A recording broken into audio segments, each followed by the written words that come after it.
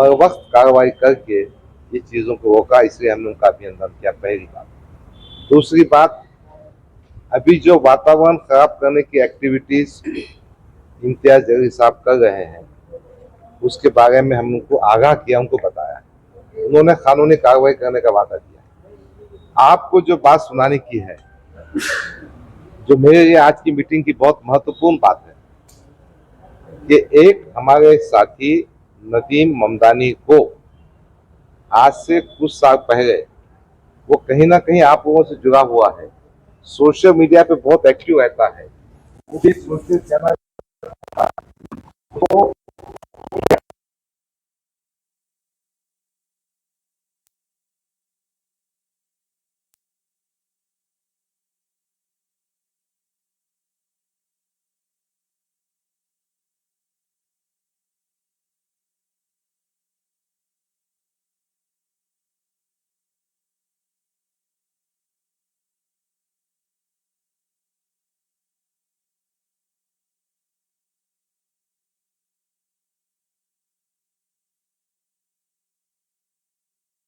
गई थी, बदतमीजी की गई थी, हम उस वक्त आवाज़ उठा नहीं सके। मैं आपको ये आश्वस्त करना चाहता हूँ, आपको याद दिलाना चाहता हूँ, आपको उम्मीद दिलाना चाहता हूँ कि आपने डरने की जरूरत नहीं। इम्तियाज जलील ने पत्रकार परिषद में एक पत्रकार को उठा के फेंकने की बात कही थी, क्या कहेंगे इस पर आप? अगर उसकी कितनी जाती मजम्मत करो, तुम पत्रकार को भी उसकी मीटिंग का बहिष्कार करो ना, उसकी जाने का थी प्रेस कॉन्फ्रेंस को, और पूरा बहिष्कार करो उसका। देखिए, जब कोई चीज़ उनके फेवर में होती है ना, तो पत्रकार अच्छा, उन्हें सच्ची बात पूछा, इनका पेट दुखना शुरू हो जाता। तो इनकी जो डिक्टेटरशिप है, इनकी जो फिरौनियत है, उसके आप घबराने की ज़रूरत नहीं है। नदीम ममदानी जैसे वाक़यात कितने भी मुझे मालूम नहीं, हमने सीपी साहब से बात की है, और मैं तमाम यूट्यूबर्स और भाइयों से कहना चाहता हूँ, आप भी दबाव में मत आइए, जहाँ ज़रूरत पड़ी हम आपके साथ खड़े हैं, हम समाज में इंसाफ के लिए काम करते रहेंगे। शुक्रिया। अफसर भाई, 2 दिन पहले आपने कार्रवाई हुई ना, उसका मतलब दाखिल हो गया, अब कार्रवाई होंगी ना। कार्रवाई जो सिस्टम है, डिपार्टमेंट को कंप्लेन देने के बाद में उसका सिस्टम होता है, उन्होंने किसी को दिया है, इंक्वायरी होंगी और कार्रवाई होंगी उसके ऊपर। और नौजवानों को क्या संदेश देंगे आप इस माहौल बहुत के? अच्छी बात है। देखिए, अफसर मैंने पहले भी कहा कि नौजवान किसी के बहकावे में ना आए। ये इम्तियाज जलील अपने बच्चों को तालीम हासिल करने लंदन भेजता है, और ये बच्चों को उचका के फतवे मांगने का काम लगाता है या नारेबाजी कराता है, जिस पे साइबर क्राइम नोट हो सकता है, उनकी ज़िंदगियां ख़राब हो सकती हैं। नौजवानों का मकसद ये है, हमारी गुजारिश ये है कि बहकावे में मत आए और ऐसी कोई हरकत ना करे कि कायदा कानून हाथ में रहे और क़ानून की गिरफ्त में आ जाए। अगर उन पर कुछ क्रिमिनल केस होता है, उन पर कोई गुनाह दाखिल होता है, तो उनकी सर्विस का मसला उठता है, कोर्ट कचहरी को जाना पड़ता है, वकीलों का खर्चा बर्दाश्त करना पड़ता है। इम्तियाज जलील उचका के काम पे तो लगा देगा, मगर उनका मुस्तकबिल ख़राब कर देगा। तो नौजवानों से गुजारिश है कि ठंडे दिमाग से रहें, जज्बात पे काबू रखें, और दूसरी बात, कायदा कानून हाथ में ना लें।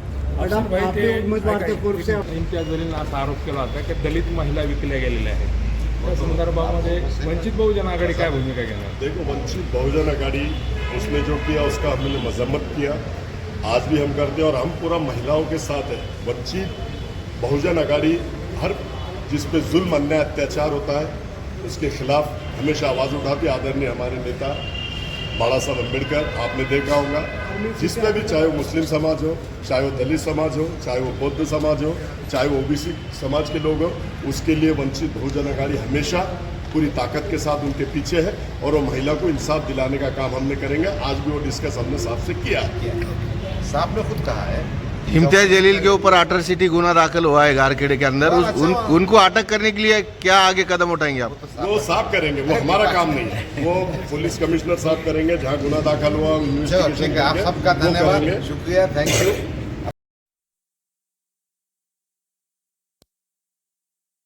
यस, क्या कहेंगे?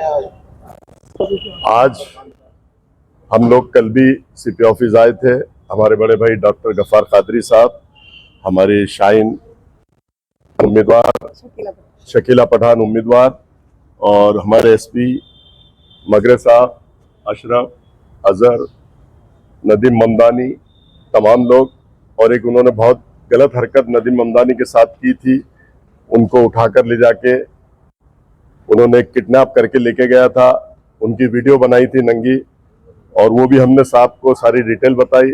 साहब ने बोले कि आप ला कर दो, हम उसके ऊपर भी कार्रवाई करेंगे, अगर जो गलत हुआ है उनको इंसाफ देने का काम करेंगे। हम इंसाफ देने के लिए बैठे हैं, और हमने परसों से जो उस शहर में वो नौजवान बच्चों को उसारा है, उचकारा है, उनको पंपिंग करके हमारे जितने भी उम्मीदवार पूर्वों के थे उनके खिलाफ बोल रहा है कि हम इनकी डॉक्टर साहब की वजह से हरे, ये अफसर खान की वजह से हरे, बाजी की वजह से हरे, तमाम लोगों की वजह से हरे।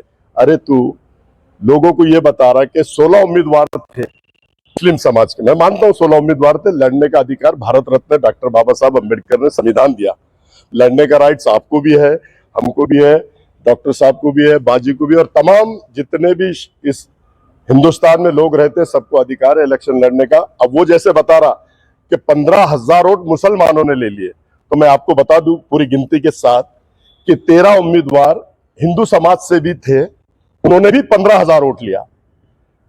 ऑन रिकॉर्ड है, मैं अपनी तरफ से बोल रहा, अपनी जानिब से बोल रहा, इसी बात नहीं है, लेकिन लोगों में जो रोष फैला रहा है वो कि मुस्लिम समाज ने 15,000 वोट लिया इसलिए मैं 2100 वोटों से गिर गया। अरे शक्ति कपूर, तेरे को गिरना ही था, तूने किसका अच्छा किया? ना कौम और मिल्लत का फायदा किया, ना भारत रत्न डॉक्टर बाबा साहब अम्बेडकर ने जो संविधान दिया उसका तूने यूटिलाइज किया। तूने सिर्फ प्रकाश अम्बेडकर साहब ने जो तेरे को खासदार बनाए उनके पीठ में छुरा खोपने का काम किया। दूसरी बात मैं आपको बता दूं कि ये जितने मतलब इसके कार्यकर्ता है, जैसे बीड़ का एक वीडियो आया, परभनी का वीडियो आ रहा, नांदेड़ का वीडियो आ रहा, और अनेक उनके जितने कार्यकर्ता है उनसे वीडियो बनाने लगा रहा, ये हिजड़ा है, ये हिजड़ा है, आपाजान है, इसमें कोई दम नहीं है। ये कार्यकर्ताओं को, उत्साह के कार्यकर्ताओं को डराना चाह रहा है, हमसे, डॉक्टर साहब से, अनेक।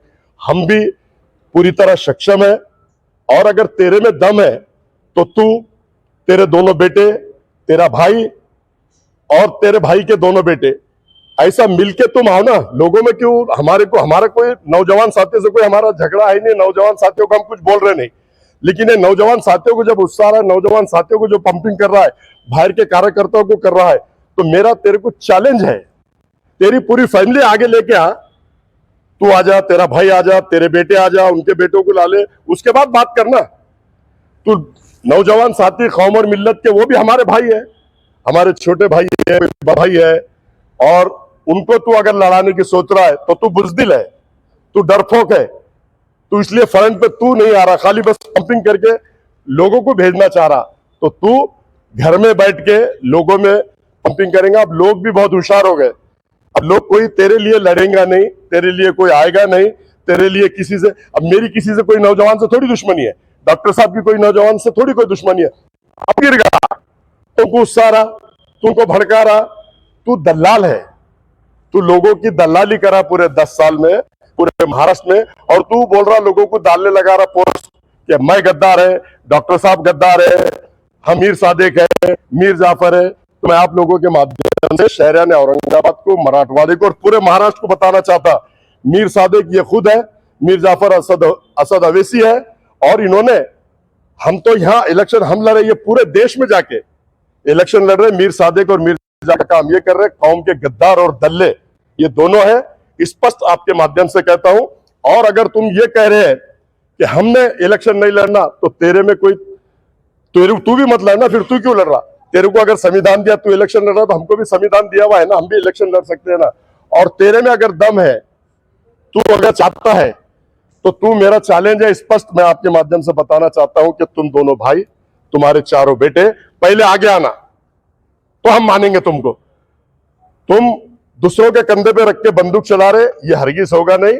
हमारे जितने भी नौजवान बच्चे उनके साथ थे, हमारे साथ थे, सब हमारे भाई हैं, हमारे दोस्त हैं, बुजुर्ग भी हमारे, हमारी माताएं बहनें भी, उनको भी मानते हैं, सबको मानते हैं, लेकिन तू जो पंपिंग कर रहा है ये बंद कर दे, और तेरे में दम है तो तू पूरी खानदान के साथ आ जा, हम सक्षम है तेरे से बात करने के लिए। तू तेरा हर ईट का जवाब पत्थर से देने के लिए डॉक्टर साहब सक्षम है, हमारे बड़े भाई हम सक्षम है, हमारी पूरी टीम है, डॉक्टर साहब की पूरी टीम है। तू ये घर में बैठ के आपा जाने वाले काम मत कर, लोगों में उत्साह मत। और मैं नौजवान साथियों से अदबन गुजारिश करता हूं कि तुम्हारा हमारा डॉक्टर ना हमारा कोई झगड़ा है। मीर सादिक और मीर जाफर ये है, यूपी में जाके 100 सीट लड़ाए, बुलडोजर चलाने वाले को आज जो संभल में हो रहा है वो इन्हीं की वजह से हो रहा है। योगी को लाने का काम इन्होंने किया, महाराष्ट्र में 16 सीट इन्होंने लड़ाई, इनका ऑरेंज देख लो, सिर्फ औरंगाबाद छोड़ दिए, मालेगांव छोड़ दिए तो सब जगह 1000, 1500, 700, 800, 1200 ऐसे वोट मिले। इनका काम लोगों को उत्साहना, इनको लड़ने का अधिकार है, ये 16 सीट लड़ा सकते, डॉक्टर साहब नहीं लड़ सकते, मैं नहीं लड़ सकता। कितनी नाइंसाफी बात करते हैं। और कौम और मिल्लत का इन्होंने कोई ठेका लेके नहीं रखा। कौम और मिल्लत की लीडरी हम भी 25 साल से कर रहे हैं, डॉक्टर साहब भी 15 साल से कर रहे हैं। जितना अधिकार उसको है उतना अधिकार हमको है।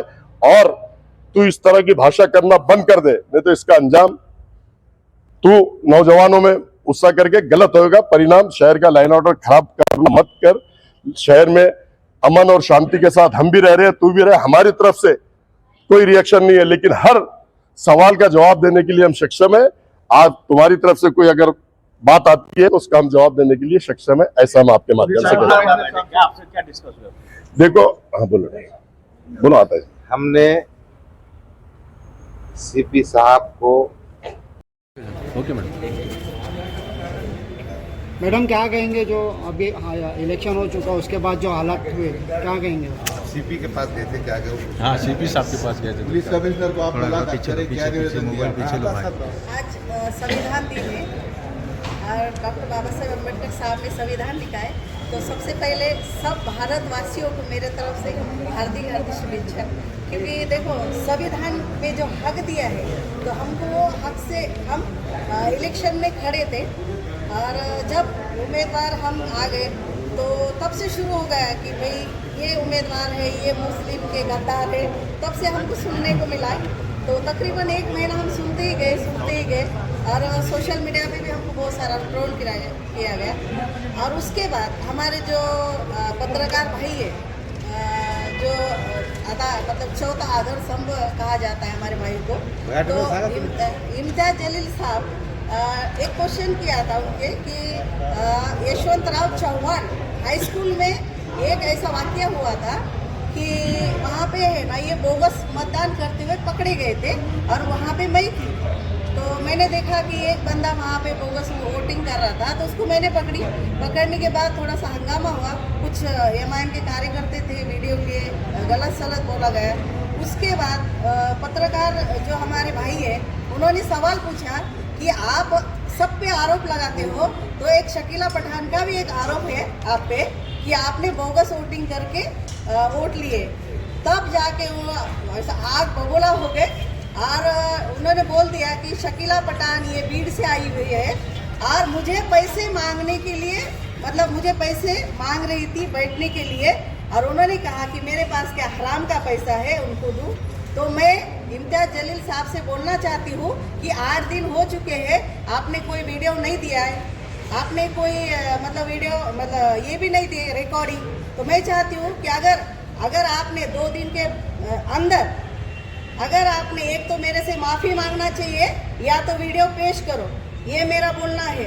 और रहा सवाल, इसी वजह से मुझे है ना इनके एमआईएम के जितने कार्यकर्ता हैं, फेसबुक, ट्विटर, इंस्टाग्राम, फिर बाद में यूट्यूब पे इतने मुझे गंदी गालियाँ दी, मुझे ट्रोल किया गया।